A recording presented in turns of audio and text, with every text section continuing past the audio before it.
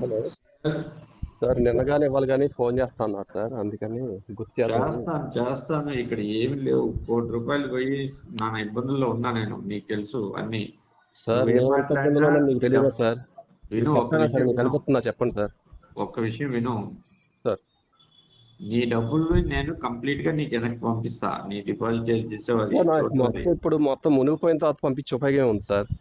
మీరు ఆ రోజు ఆ రెండు ఓటీఎం ప్రింటర్ రిటర్న్ ఇచ్చిన వెంటనే మీకు రిఫండ్ ఇస్తామని చెప్పారు సార్. 8 నెలలు అయింది ఇదా సార్?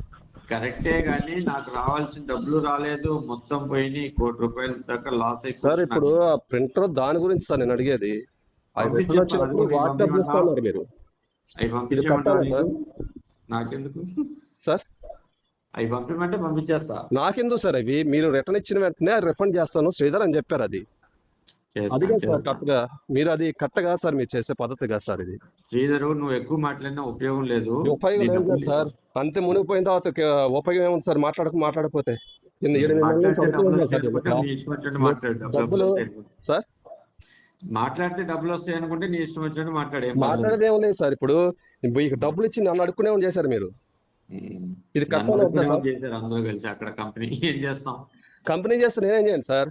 నేను కంపెనీకి డైరెక్ట్ ఒకవేళ సార్ సార్ అప్పుడు ఇది డెలివరీ బాయ్ గారు 80,000 బొక్క పెట్టాడు.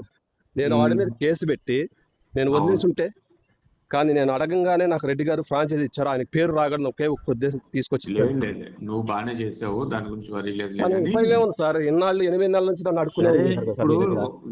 విను ఒక విషయం విను. నువ్వు చెప్పండి. ఇప్పటికీ నువ్వంటే నాకు చాలా అభిమానము, మంచిది.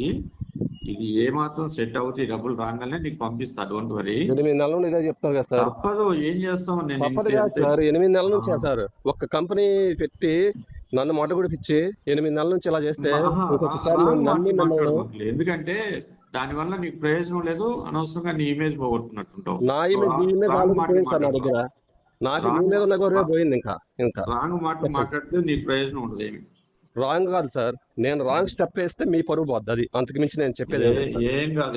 ఏం కాదు కదా సార్. ఏం కాదు కదా సార్. ఓకే కదా. నేను రాంగ్ స్టెప్ వేస్తే మీకు ప్రాబ్లం లేదు కదా సార్? అది చెప్పండి. లేదుగా. Okay sir. Me don't worry కదా సార్. 8 నెలలు ఉంది సార్. ఇంకెప్పుడు చెప్పండి. మీరు చెప్పండి. ఇప్పుడు ఇన్నిసార్లు మాటలు మార్చారు సార్ మీరు.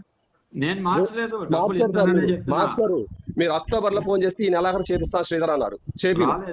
డిసెంబర్ లో చేపిస్తా అన్నారు. చేపిలా. అది ఫస్ట్ అప్పుడు ఏమన్నారు? ఆఫీస్లో కూర్చుని 50,000 మీకు కొట్టే వరకు మీరు కదల్లా. మీరు ఆ రోజు ఏమన్నారు?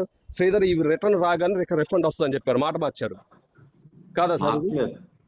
ఈ మాట చెప్పండి. ఉపయోగం లేదు. 50,000 కోసం నువ్వు అన్ని మాట్లాడట్లేదు. 50,000 కోసం ఎంత జాగ్రత్త మీరు ఏం చేయాలి సార్? నేను చెప్పండి. పెట్టే ఫోన్ ఇంకా అవసరం లేదు. డబ్బులు అకౌంట్ నంబర్ డీటెయిల్స్ పంపించు, వస్తాయి డబ్బులు. ఎప్పటికి వస్తాయి చెప్పండి. నేను ఇప్పుడు ఏం చెప్పలేను డేట్లు. నేను చెప్తాను.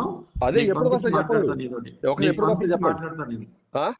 నీకు పంపించిన తర్వాత నేను మాట్లాడతాను. అదే సార్. ఎప్పుడు సార్? సంవత్సరం తర్వాత చేస్తే ఉపయోగం ఉంది సార్. నాకు అవసరం లేదు, అంత టైం అవసరం లేదు. 8 నెలలు అయింది. ఎంత టైం కావాలి ఇంకా చెప్పండి.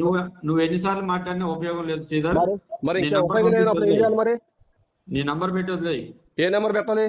ఆల్రెడీ ఆ నెంబర్ అక్కడ ఉందిగా. నీ అకౌంట్ నెంబర్ పంపించి వదిలేయి. నీకు ఆ నెంబర్ ఆల్రెడీ నెల వేస్తున్నారు కదా సార్. అప్పుడు వేసారు కదా బిల్లు. సరే, అదే నెంబర్ కదా. ఎప్పుడు వేస్తారు చెప్పండి. అది చెప్పండి నాకు. 2-3 నెలలు పడుతుంది. 2-3 నెలలు కుదరదు సార్ నాకు. కుదరకపోతే వదిలేయి. కుదరకపోతే ముష్టి వాడికేసాను వదిలితే ఇంకా నా బొచ్చు. ముష్టి నా కొడుకు కేసుని వదిలితే ఇంకా నువ్వు